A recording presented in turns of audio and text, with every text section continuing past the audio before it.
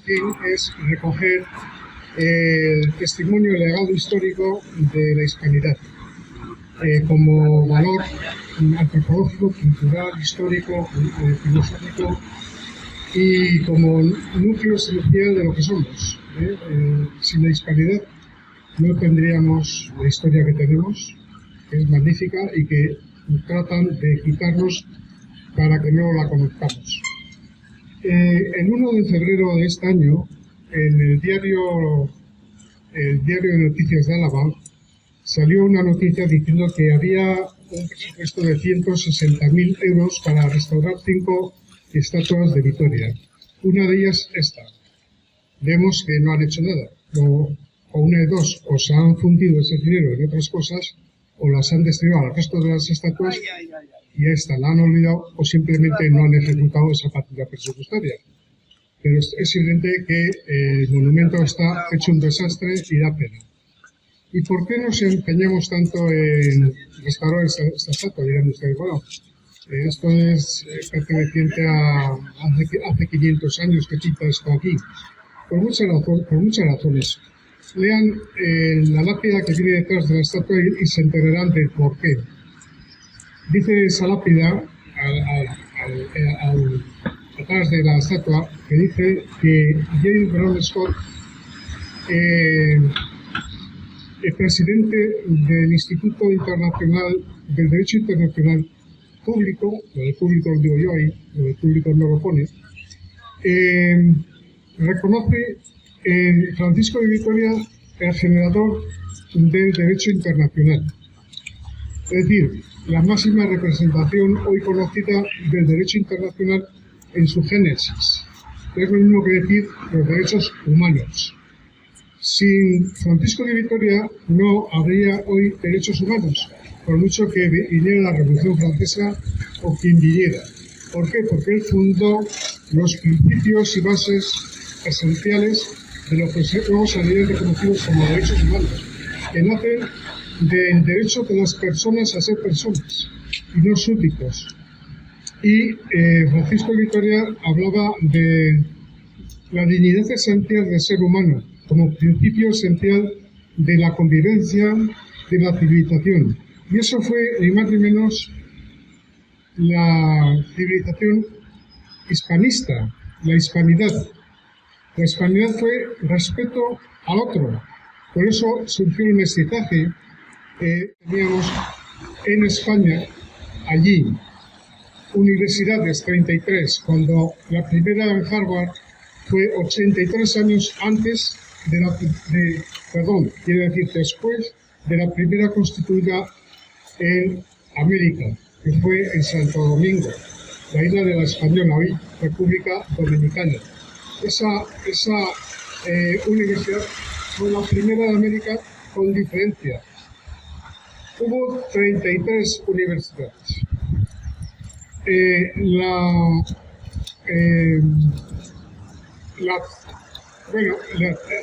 Brasil, por ejemplo, no se creó ni una sola universidad en todo el periodo del mundo lusitano portugués que desarrolló su colonización allí. No fue colonización que hicimos los españoles, fueron provincias, fueron exactamente miméticamente todas las comunidades que había en España. Se reproducían independencias, cabildos, como he dicho, universidades, cuando sí, aquí solo había dos, la de Alcalá de Henares y la de Salamanca, hospitales, más de 300, ciudades, más de 500, todo tipo de instituciones de protección de indios, el inspector de derechos de indios, y había todo un tinglado cuya esencia era lo que decía este hombre, Francisco de Vitoria: proteger a la gente por su dignidad, por el hecho de haber nacido persona, hombre, y por tanto atender a esas necesidades de aquellas personas que estaban allí con el mismo rango de cuidado que los que tenían aquí, de las personas que había aquí. Eso es un valor y un patrimonio cultural inestimable. Y él, en el siglo XVI, generó esta doctrina jurídica, por cierto, base de toda la doctrina positiva de hoy, y nacida del derecho natural. Este hombre, que está tan maltratado de ese ejemplo, es el principal valor que enseña de lo que es eso. Hay estatuas en Washington, estatuas en Salamanca, Burgos, en Argentina, en la ONU, como elemento referencial de lo que son los derechos de gente, los derechos internacionales, el derecho internacional público, los derechos humanos. Este hombre está aquí tan maltratado y que debería estar esa estatua perfectamente restaurada para dar dignidad a Vitoria. Este hombre es una seña de identidad de Vitoria básica, igual que Ramiro de Macho, que tampoco está en ninguna estatua. Esos elementos son nuestros puntales, nuestras raíces y nuestros elementos de identificación como personas civilizadas y cívicas. Las dos cosas, civilizadas desde el punto de vista del conocimiento del ajeno, de lo que es el prójimo, en sus derechos básicos y respetables por el derecho de ser persona, y por el derecho de Indias, que fue constituida en 600 leyes indias que configuraron todo un sistema de protección de los indios que ha dado prestigio a España en el mundo y a la hispanidad, por mucho que digan la leyenda negra y lo contrario. Cuando vino Bartolomé de las Casas a España denunciando abusos, hubo unas disquisiciones en Valladolid respecto a si tenía derecho el Estado colonizador, entre comillas, a invadir aquello y masacrar, hacer lo que han hecho los ingleses en Norteamérica, y apropiarse de los bienes que había allí, de las casas, de las propiedades de aquellos indios. Y este hombre dijo que no. En la relectio india decía que a los indios hay que respetarles sus propiedades, sus formas de vida, sus tradiciones, salvo comerse nosotros, que era lo que hacían los aztecas en México. Eso no, eso hay que combatirlo. Vamos allí a civilizar a aquellas tierras, no a combatirlas, no a abusar de los indios. Y este hombre estableció el sistema jurídico que primó y destacó en toda Hispanoamérica. Ese sistema jurídico está recogido en el Archivo de Indias en Sevilla. O sea que no es hablar por hablar. Y pues yo voy a leer algunos textos, elementos doctrinales de Francisco de Vitoria, para que veamos que lo que digo no es a humo de pajas y tiene sentido.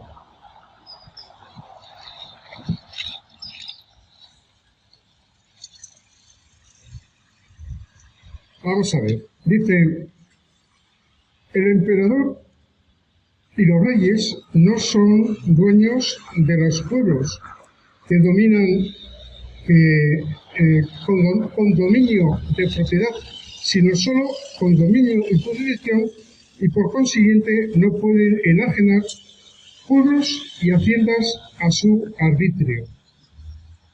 Elemento muy, muy descriptivo de lo que es esa protección de los indios.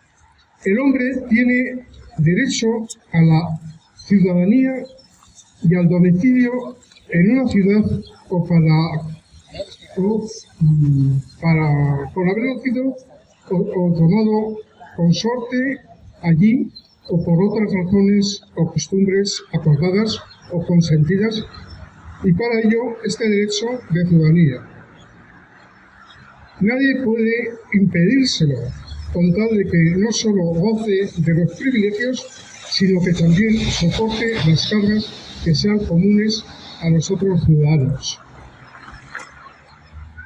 Es decir, el derecho a la movilidad y a la acogida entre países. Los ciudadanos tienen derecho a ir de un lado a otro. El poder, como todas las percepciones de las criaturas, proviene de Dios, que lo posee en plenitud, pero Dios lo ha puesto en la entraña misma de la sociedad, y por ello el poder es de la sociedad y emana de ella a los particulares. El poder es del pueblo, de tal manera dicho. El poder no era por encomienda de Dios a los monarcas, a los reyes, a los príncipes, a los gobernantes, que gobiernen despóticamente, ¿no? El poder es del pueblo. Y el poder emana del pueblo. Y por tanto, eso detiene el siglo XVI hace 500 años. Bueno, algo más de 400, me da igual. Y esto, en fin, son elementos sustantivos. Tanto es así que Francisco Suárez,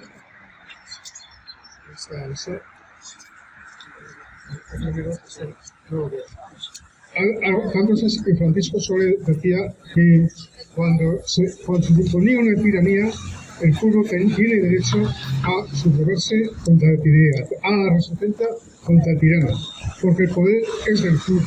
Eso decía Francisco de Vitoria.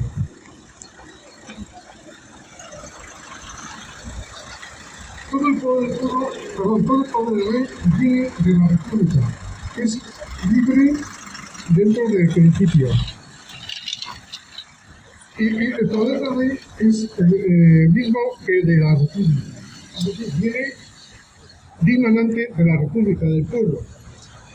Eso decía Francisco de Vitoria. El emperador y los reyes no son a su derecho. La mayor parte de la República puede constituir un rey sobre ella, aun con la voluntad de la minoría. Es decir, que un principio democrático, ¿no? Esto nace de Francisco de Vitoria hace 450 años. Los magistrados deben juzgar conforme a las leyes existentes en la República. Desde el momento en que conste que una ley es inicua, no se debe cumplir.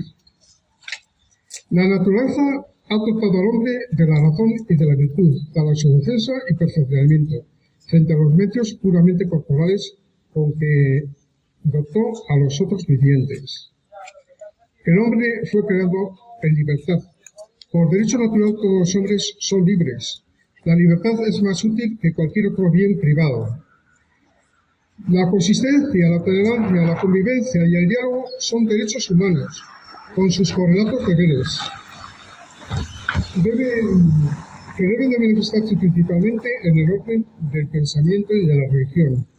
El hombre tiene derecho a libre comercio, es decir, a comerciar con los otros hombres, aunque pertenezcan a una región o sociedad distinta a la suya, siempre que no haya perjuicio para estos lugares o para sus individuos. Es decir, establecer la libertad de comercio, la libertad de empresa, la libertad de movimiento de capitales. O sea, fíjense que hace 450 años este hombre fue pionero de la sociedad presente que hoy tenemos. Sería posible a la sociedad que una buena consideración. Dañar en la fama o en el horror es mayor mal que dañar a los bienes. La mentira es un gran mal. Esto habrá que decirlo al señor Sánchez. Su triunfo demolería al hombre mismo. Si fuera lícito mentir, no podría subsistir la sociedad. Y así estamos. Solo en el último extremo, cuando no cabe otro medio de defensa, se tendrá derecho a matar al enemigo para conservar la propia vida. Estableció la guerra legítima, reguló cuál era la guerra posible, legítima, y hasta dónde podría llegar la guerra. Ya podría estar hoy vigente la Recio Belli que escribió. Por cierto, esta Recio eran clases que daba él en la Universidad de Salamanca. Él no escribió nunca nada y la recogieron y la editaron sus alumnos. La recogieron sus apuntes y luego de eso surgió pues, la Recio Belli, la Recio Indie y la Recio Potestas Civitas, es decir, hasta dónde puede llegar la potestad civil sobre el derecho, teniendo en cuenta el derecho natural. La institución familiar es una exigencia de la naturaleza, es la primera y la más espontánea de las asociaciones humanas. El hombre es libre para optar por lo que considera su vocación o la realización de su personalidad, y la familia y la sociedad deben respetar y favorecer el desarrollo de esa vocación. Los hombres, por su naturaleza, tienen que vivir en comunidad y sociedad. El hombre es un animal civil y social. Los indios tienen derecho a sus costumbres, aunque sean malas, y que nadie los coaccione con violencia para dejarlo.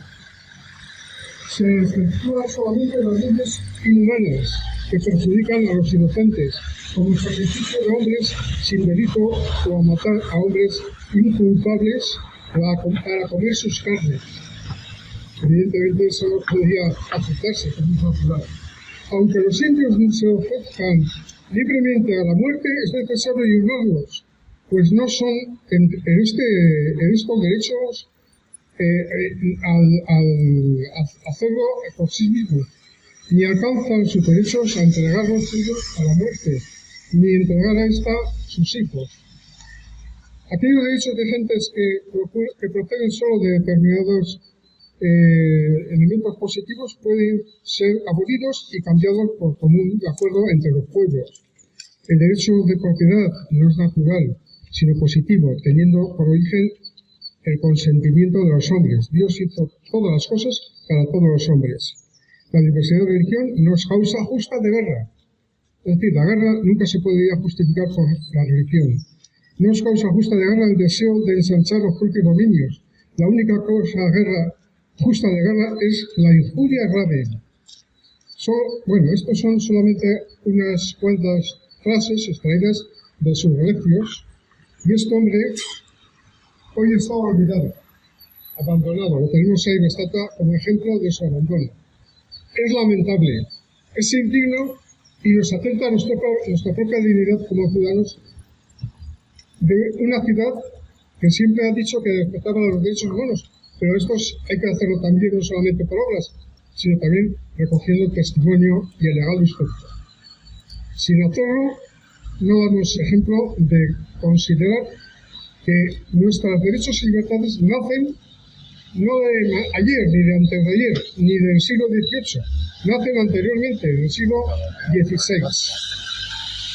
Y eso no es que lo diga yo, lo dice James Brown Scott en su placa, en la placa que está ahí detrás, que dice: yo, James Brown Scott, reconozco en Francisco Vitoria el origen del derecho internacional y su génesis.